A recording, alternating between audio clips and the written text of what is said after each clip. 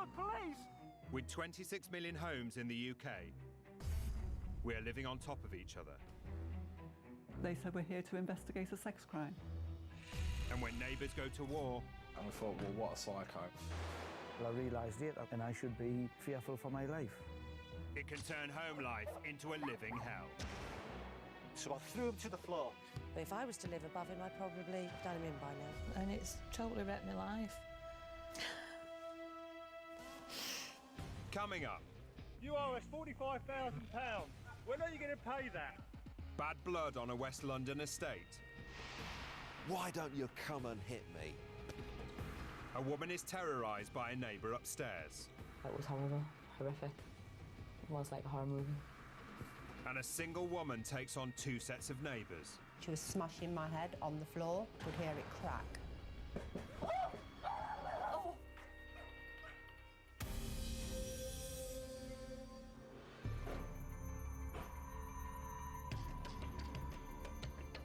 Bad neighbours can make home life a living hell. She actually sat on that wall there and urinated on the wall. I didn't want to come back to the place, you know. I just wanted to disappear. And when things boil over, the consequences can be shocking. I knew there was going to be, like a volcano erupting, basically. To go to that extreme and the injuries, and it was just sickening.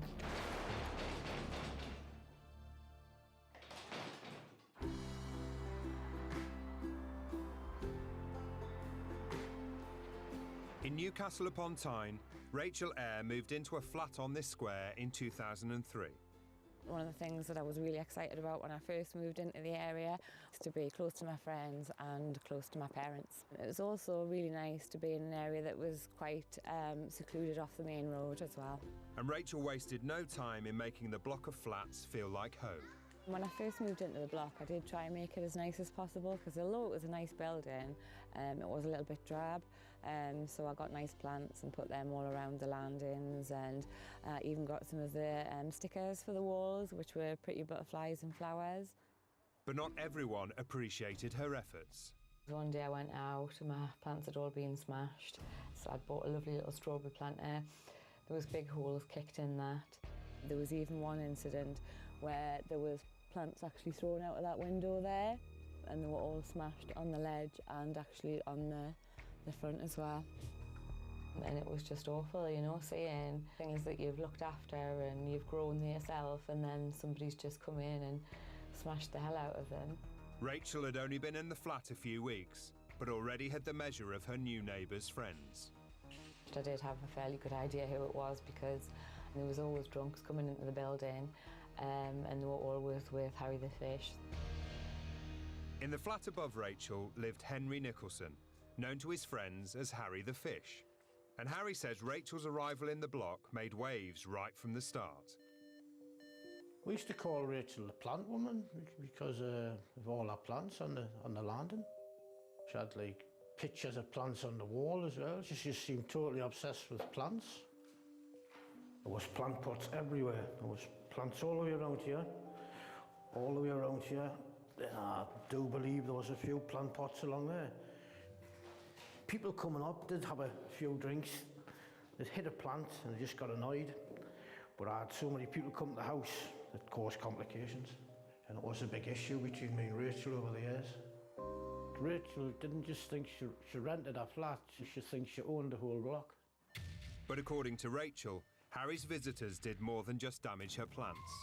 There was constant noise from that flat up there, and basically there was people partying on a constant basis. There would be drunks outside my front door, there would be fighting on the stairs, the doors would be constantly kicked in, and the police were called, you know, 2-3 times a week. This is my living room. Over the years, me and my friends used to come in and have parties. We'd sit down here, sit there, we'd have the radio on, we'd have cans of lager or cider or whatever, and put them on the table. We'd have a few rollies, cigarettes, that's the ashtray. Well, happy times, but not for everybody.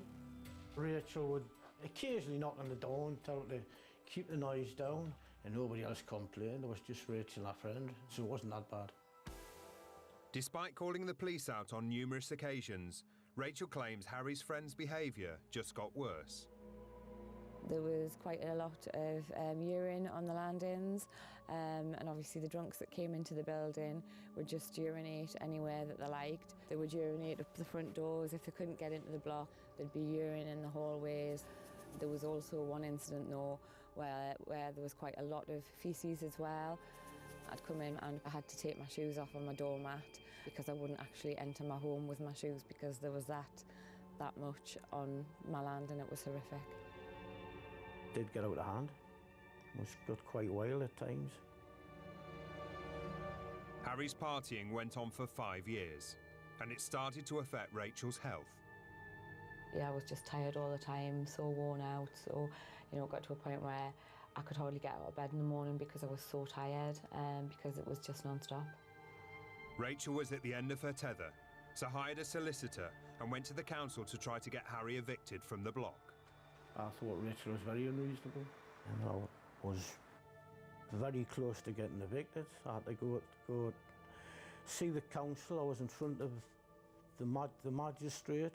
The judge said it had to be quietened down, for a period of time. The fear of eviction caused Harry to rethink his lifestyle. Since then, things have been quiet, kept the place very quiet. All the parties have stopped. Rachel thought her nightmare was finally over. But when Harry got a new flatmate, she was in for a rude awakening. It's just been like a whirlwind of hell.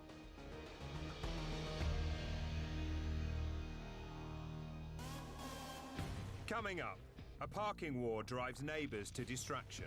You pathetic, childish, vindictive little idiot. And a fresh start in Derby soon turns sour. I'm not a witch, and I'm certainly not a bitch. I'm a nice person.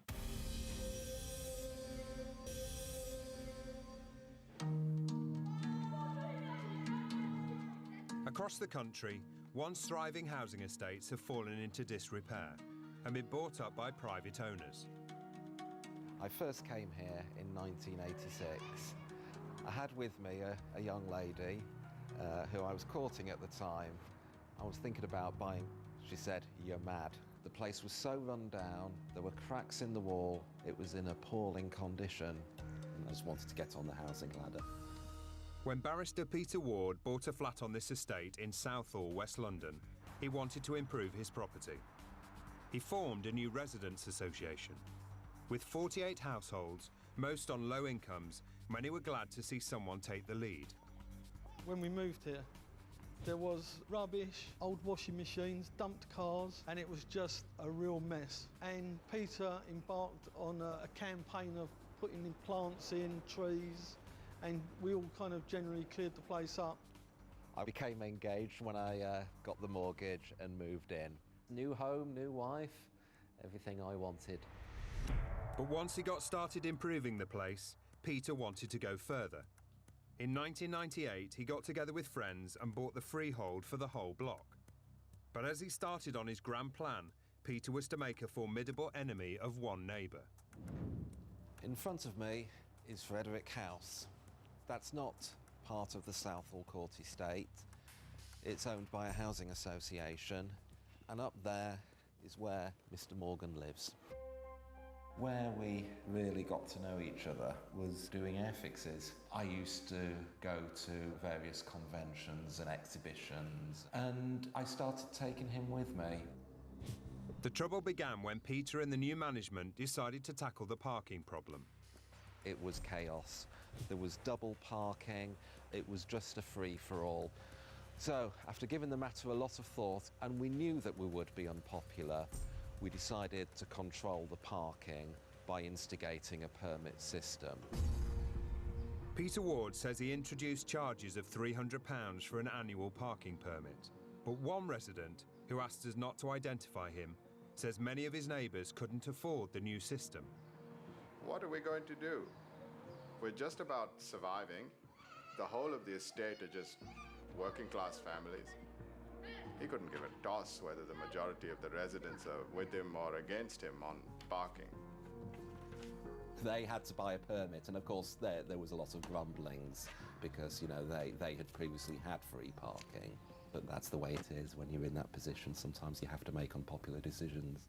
Because of the disputes over car parking, Peter Ward and his business partners introduced a system of CCTV onto the estate.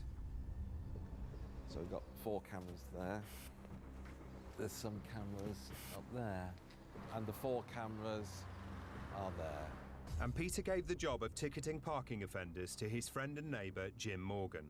He paid him £15 for every ticket issued. Problem was, there were some appeals that were upheld where he had wrongly ticketed people. And I explained to him that we couldn't pay him for those tickets, that commission, because it had been appealed against. And he got a very aggressive, very angry. So we did pay him, and in fact I paid him out of my own pocket and said his services were no longer required. After Peter Ward sacked Jim Morgan, their friendship was under strain. One weekday morning I was walking down here, and right in front of me were 2 paladins. Dustbins, of course, don't belong on the road. The large bins, known as paladins, belonged to Jim Morgan's building, but Peter decided to move them into his own bin store. Mr. Morgan came charging up to me. He said to me, "Peter, Peter, somebody's stolen our paladins." I daredn't say to him that I had moved the paladins, so I just denied all knowledge of it. I said to him, "It's okay, Jim, we can move them back." And he just said, "No, no, I've informed the police. It's a crime scene." But it wasn't long before Jim identified the culprit. He said he stole a paladin. I said, why would he steal a paladin? He said, there must be something. You must know something on him. And he said, I need to get him. I need to get him. Mr. Morgan opened his window and he shouted out to me, "Good morning, Peter. How are you today, you pathetic, childish, vindictive little idiot?" And he was shouting outside at high volume a chicken clucking noise, a kind of and gesturing like this to my wife.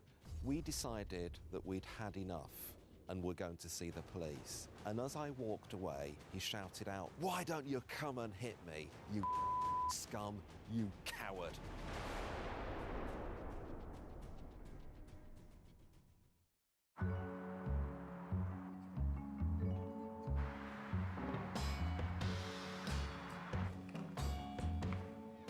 This is Harry, who lives on the top floor.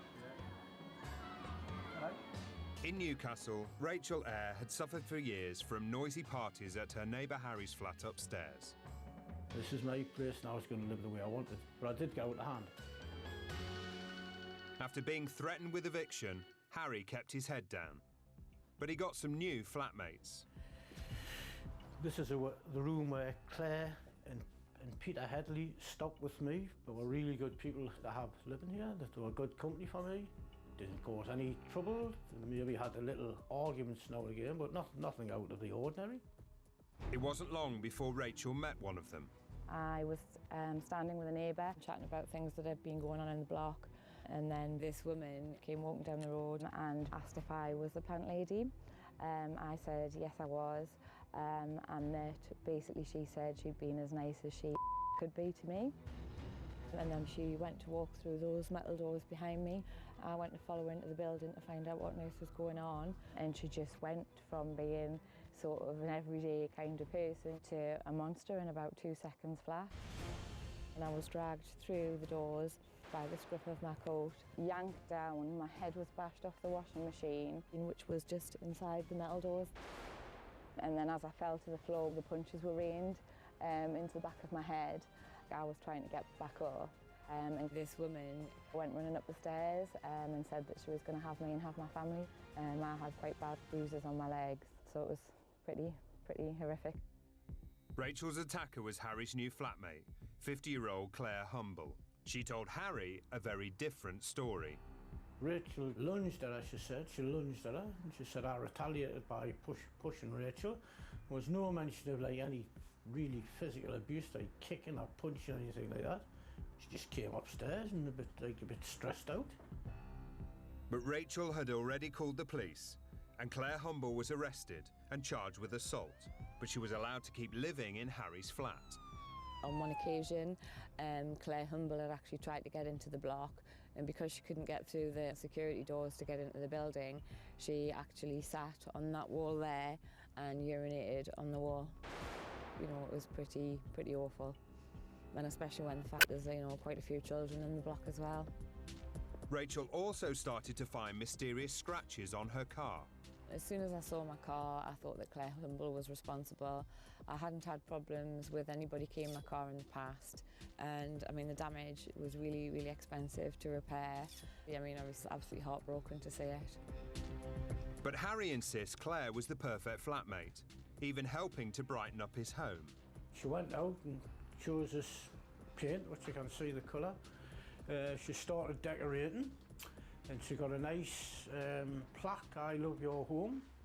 So basically, I think in my mind, she seemed quite settled here. She would cook nice meals for me. She'd get the house tidy. No problem whatsoever. There's some graffiti on the wall. Claire even wrote Harry a poem. Harry the fish served me a dish of salmon, trout and kippers. I had a few pints and I ran like hell when he tried to get into my knickers. Boom, boom, Claire Humble. But whilst Claire was settling in, tensions between her and Rachel were beginning to get heated. I felt totally like I was in a horror movie, you know, because she wouldn't leave us alone. I just never knew when she was going to come round the corner. I was frightened to go home at night, you know, just walking in my front door in case somebody jumped out the tree or something like that. I could see a big conflict between Rachel and Claire, and it used to get my nerves on edge as well. I knew there was going to be, it had like a volcano erupting basically.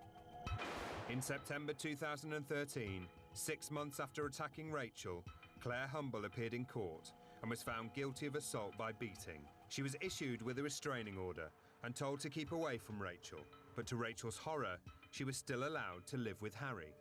Everywhere I went, I turned around, she was there doing something or saying she was going to get a hold of us, or, you know, I mean, she was definitely stalking me. Rachel couldn't bear the harassment any longer, so gradually began to move her belongings out of the flat, spending more and more time at her dad's house. But that didn't deter Claire Humble. I came down to my car and Claire Humble was literally standing, sort of just kind of there taking photographs. I was absolutely terrified, so I just got in my car and drove off. Rachel called the police, and Claire Humble was summoned to court for breaching her restraining order, and she was served with a community order. It just stopped then, and for weeks, months, there was nothing, and it all seemed to settle down again, and everything was kind of returning back to normal. But the saga was far from over, and within a year, Claire Humble would come crashing back into their lives. I just can't believe that was Claire. That wasn't the Claire I knew. So I don't know what ignited it to that extent, but it's just horrific.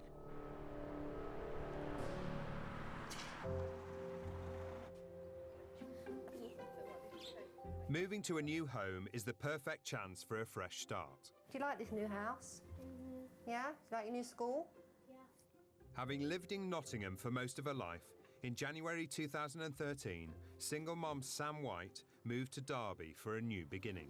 The area seemed clean, it seemed excellent, it seemed fabulous. It was a nice fresh start, a nice house. A few days after moving in, Sam bumped into her next-door neighbours, Philip Hansley and his girlfriend. And he had a massive smile on his face and kind of looked me up and down, and not in a nasty way, but in more of a provocative type of manner. I wouldn't say he fancied me, but maybe there was a level of, oh, I've got a pretty girl moving next door. I'm not saying I'm pretty, but that's the impression I got from him. My first impressions of them was, oh my Lord, they look rough, but give them the benefit of the doubt.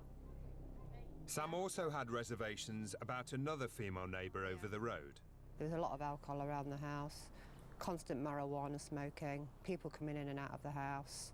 I felt bad for her to some point, but at the same time I had to protect me and my child. We spoke to the neighbour in question, who denies using cannabis and says she rarely drinks alcohol. Sam decided neither she nor Sienna would have anything to do with either family. From that day onwards, I was continuously getting verbal abuse, shouting out of her window or out of Philip Hansley's window. I was definitely being ganged up on because they were friends, and I'd be called prostitute, slag. One of Philip's favourite words were "you're a witch." You could tell they were just literally sitting by the window waiting for me to come out. Sam called the police to report both neighbours for the abuse. Nothing could be done. Hearsay, my word against theirs. Philip Hansley's girlfriend agreed to speak to us, but asked that we hide her identity. Allegations that she's made against me or Phil are completely untrue, because we've never done anything to her at all. This is a nice street, it's quiet, people tend to keep themselves to themselves. Everybody's civil and polite, and I've never really had any bother with anybody else. But later that summer, the situation took a more sinister turn. I was sat here one evening watching television when I actually heard a car screech outside my house. So I automatically got up because it was very, very loud and walked over to the window. The bass was so loud on this, it was unbelievable. It was a summer's night. I had the window open. Two very tall guys got out of the car, and then one of them turned around, one of the guys, turned around and says, "We've come for you, bitch." And I'm like, "Oh, really?" And at that point, I automatically was frightened to death, and I turned and ran into my hallway quick as I possibly could to make sure that the chain was on the door, but they were already in my house. Within seconds, one of the guys pressed me against the wall, I believe it was with his hands, and pinned me back against the wall, got his arms against my shoulders, but I couldn't move, and I was shouting, "Get off me, get off me, get off me."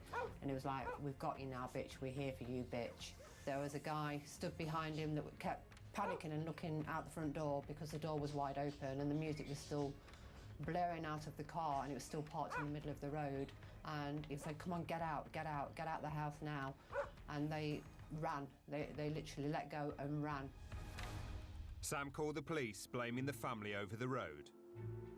The police went and had a word with them, came back to me and said, "Look, we've had a word with these guys. There was no independent witnesses yet again. It's your word against theirs. We can't really do anything. We've told them to stay away from you, but we can't arrest them because nobody else saw it apart from you and them." The neighbour over the road insists that it was Sam who verbally abused the two men.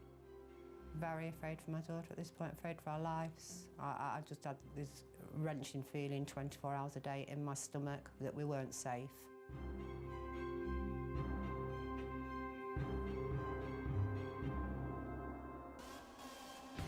Coming up, tempers flare in West London. I'm going to go out and buy a baseball bat and put this to an end. And a shocking discovery in Newcastle. It's like something out of a horror movie, you know, it's just totally unreal to me.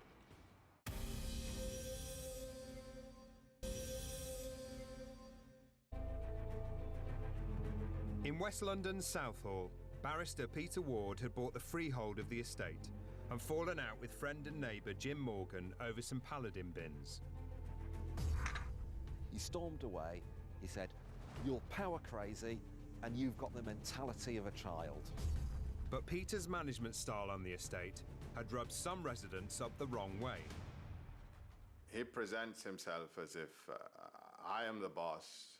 I know most of you will say no, and I'll just say yes. Very dictatorial, very pig-headed. If you're not with me, you're my enemy, and that's how I'm going to deal with you. In 2008, Peter Ward filmed this residents' meeting to show how the neighbours behaved towards him. I know my... Yeah, I'll take it in the meeting. I'll take it. Okay. Could you all go outside for 10 minutes, please, and calm down? We're not going outside. Nobody's budging.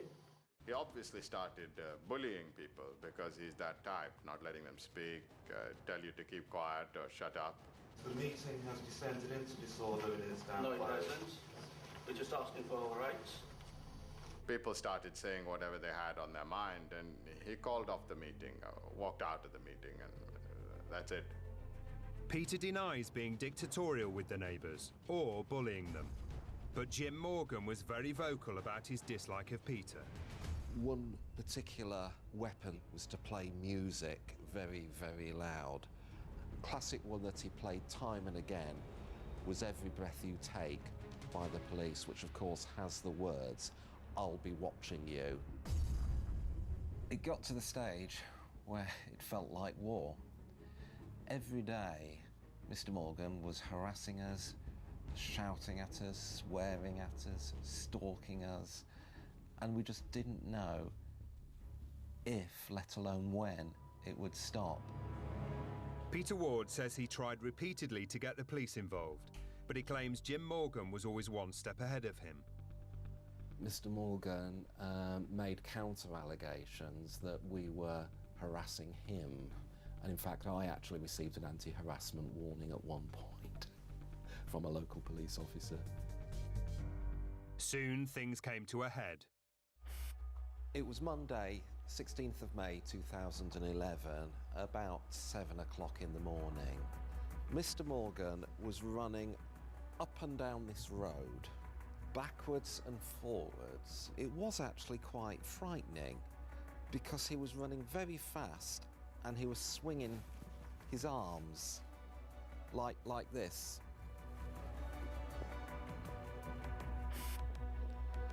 And I was going to have to walk past him.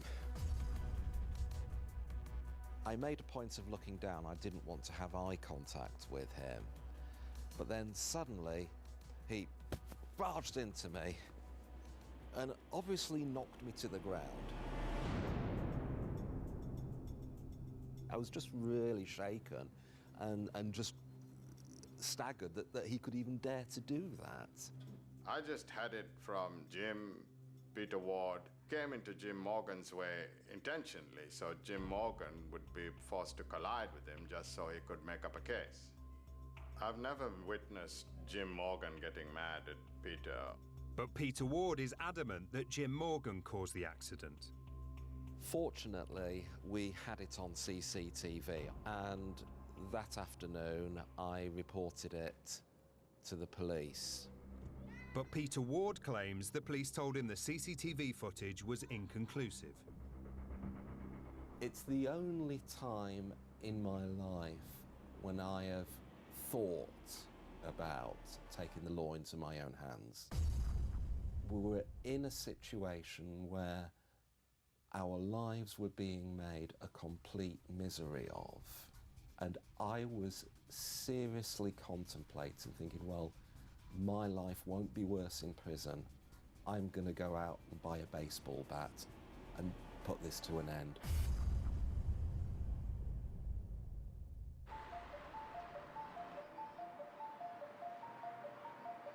In Newcastle, having been found guilty of harassing her neighbour Rachel Eyre and breaking her restraining order, Claire Humble disappeared from the estate. I thought, well, you know, hopefully this might be it, but I was never 100% sure, and I was still quite frightened. Rachel finally moved out of the block for good, putting the ordeal behind her. But a year later, Claire Humble reappeared in an unexpected way. I just heard about a murder. In November 2014, the body of Peter Headley, Claire Humble's boyfriend, had been found dumped in woodland just outside Newcastle. Humble was arrested and charged with his murder. I just felt sick. I went to bed that night and I just basically held the house down. It was horrible. You know, to know that that person had been after you was awful. I seen it in the Chronicle. I just couldn't believe it. In March 2015, Humble appeared in court where the grisly details of her boyfriend's murder were revealed. At his home, Peter Headley had been beaten and stabbed multiple times in a frenzied attack with pieces of broken crockery. It really amazed me when I read about the injuries and setting the light to the body. It's like something out of a horror movie, you know. It's just totally unreal to me. It was really, really frightening. Rachel attended the trial at Newcastle Crown Court. I actually sat with Peter Headley's family. It was horrible. It was really horrible. Claire Humble was found guilty of Peter Headley's murder and jailed for life with a minimum term of 20 years. When they actually read out the convictions, I was the last person that she'd violently attacked before she killed Peter Headley. I felt awful for his family, but to know that that could have been you, horrible. I'm still shocked now, and so are my friends. And when I come in here sometimes, I think of Claire in the room, I think, well, I could have been lying in bed and I could have had it. It's frightening. 20 years isn't enough for her. And I hope that she's in prison till the day she dies, because I don't think she's safe to be let out.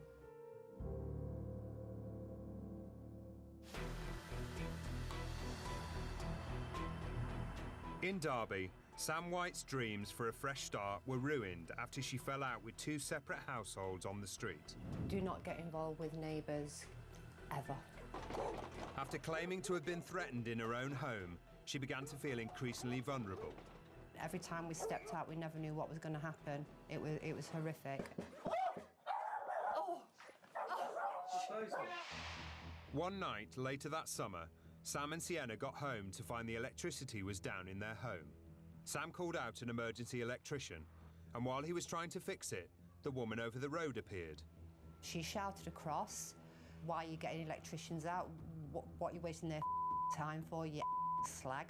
And I remember the electrician saying to me, "Oh my God, what is going on here?" Now Sam had an independent witness to the abuse. She called the police, and they arrived moments later. The officers then took his telephone number down and says, we're going to go back to the station and do some more investigating. I went, what? I've been verbally abused by somebody that I've had problems with in the past, and you're going to go back to the station and investigate without even going to speak to these neighbours. I said, you know what, just piss off. And I did. At that point, I was fuming with the police, and yeah, I did use bad language towards them, but at that point, I just wasn't bothered anymore. The two officers left, and with the electrician unable to restore power, Sam began to investigate the problem alone.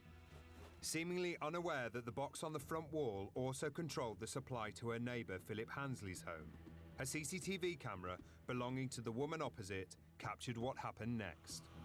At some point, by switching one of the electric boxes off, I believe the one on the front of the house, Philip came out and started and blinding. At this point, I, for my own self-protection, had my mobile phone on me, on video. I clearly warned him. I says, look, Phil, I'm videoing this. Leave us alone. I'm just trying to get some electricity on. Please, please, please, leave us alone. We're frightened. Annoyed at being filmed, Philip snatched Sam's mobile phone and made his way over the road to talk to the woman opposite. But Sam was determined to get her phone back. And he throws my phone across the road. He slapped me pretty hard. I kick out in self-defence, kickboxing. I do go back at him, but not to hurt him, just to get him off me. With the situation spiralling out of control, Philip decided to take action. Wow, and then you can see where he takes me down. The neighbour who lived across the road comes out and I get taken down to the floor. Philip had his hand around my throat so I could barely breathe. She was threatening to douse me in petrol and set me on fire. She proceeded to spit on me, I think 3 times. She'd got hold of my hair by one of her hands and she was smashing my head on the floor. And I heard it smash, I could hear it crack. The woman in question denies spitting, hitting or threatening Sam and says she was only helping Philip to restrain her. But Sienna, who had been tucked up in bed, heard shouting, so came outside to investigate.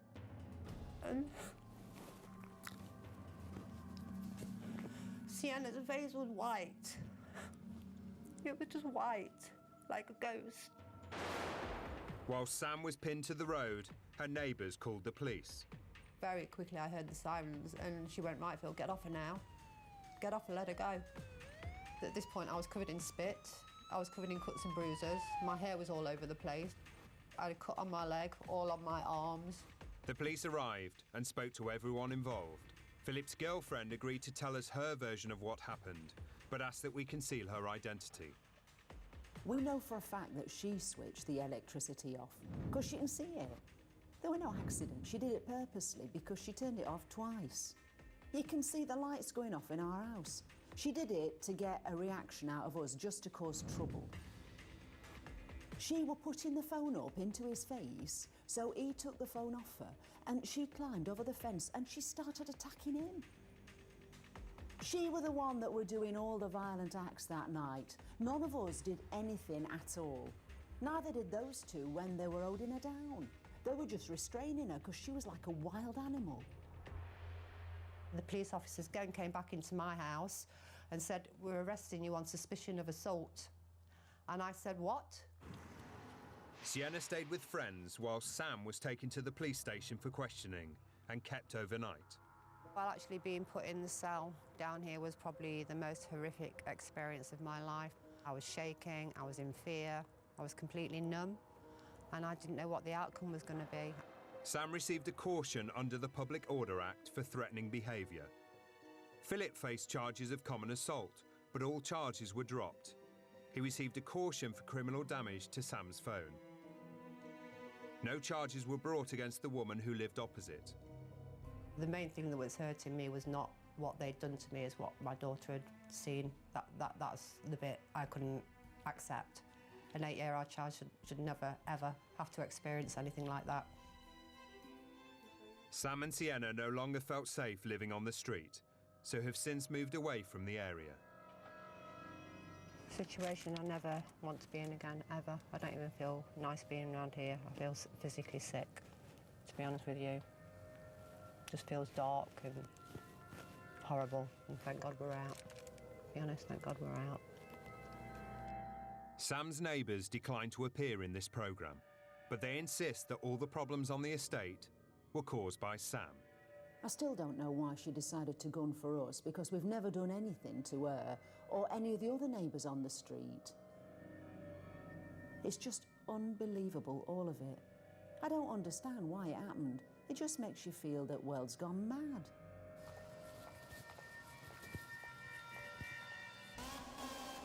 Coming up, in West London, simmering tensions finally erupt.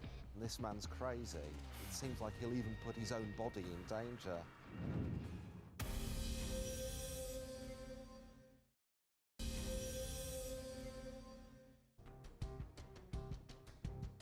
On a West London estate, barrister Peter Ward had failed to convince the police that his neighbour and former friend Jim Morgan had been harassing him for weeks. It was obvious that his sole intention in life was just to get at us. Peter decided to use his legal expertise to bring private criminal proceedings against Jim Morgan. I wrote a letter to Mr. Morgan's landlord saying that we intended to commence proceedings against Mr. Morgan for the harassment, and a copy was also posted to Mr. Morgan. I know that he got it because on the following day he pushed the envelope under the door, writing on the back, "Dear Mr. Ward, I buy my own toilet paper, thank you.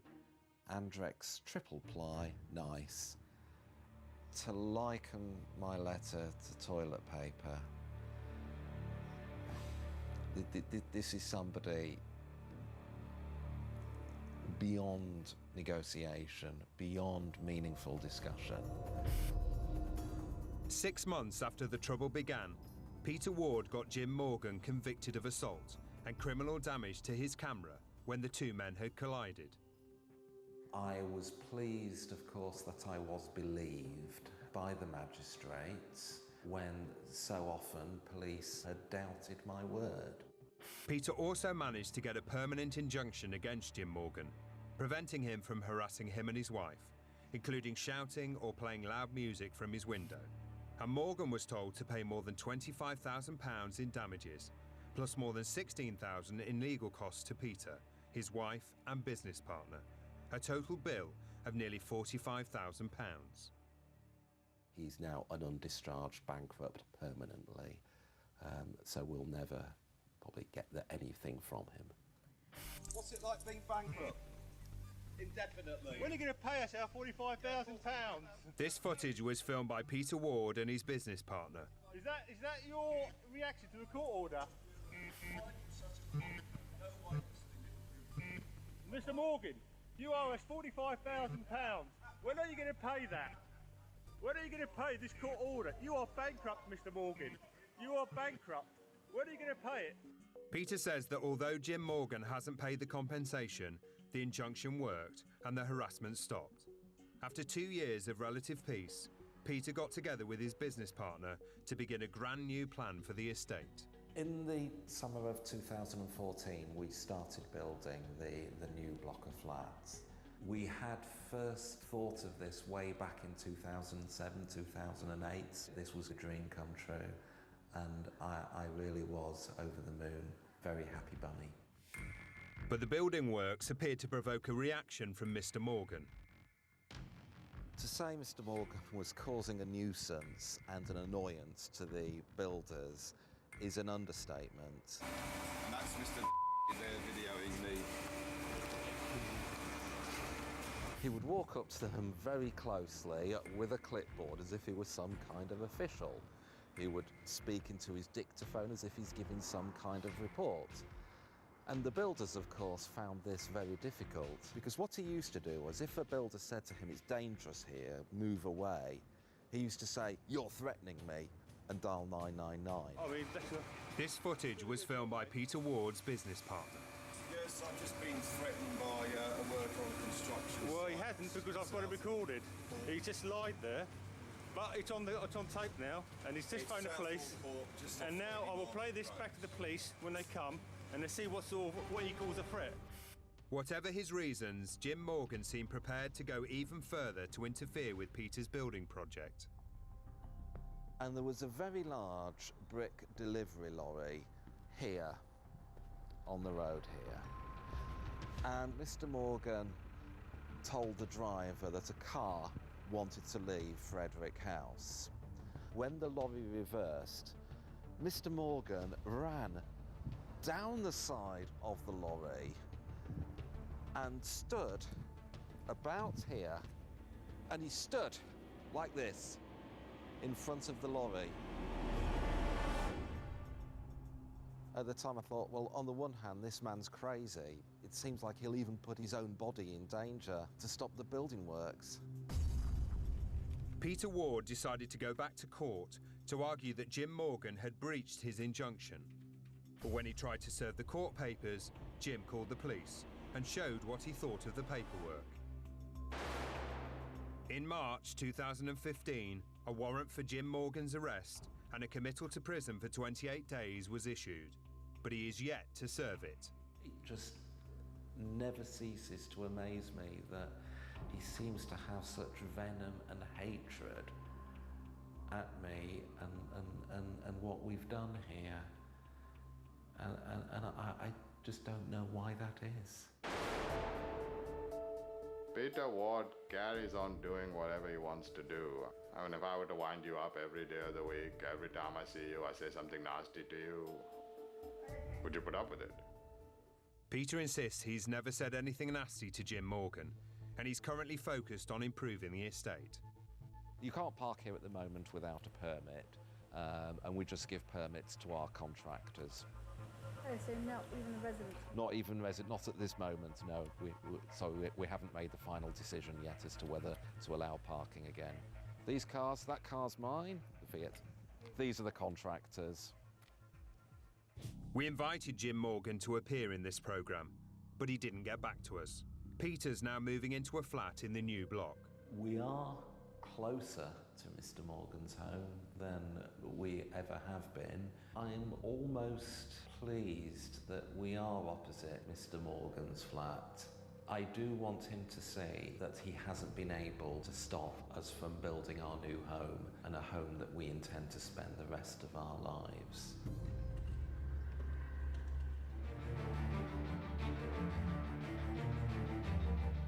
Have you got a nightmare neighbour story? Get in touch at channel5.com/nightmare neighbour. Next time. He had his face up the glass and he said, "You cannot escape me."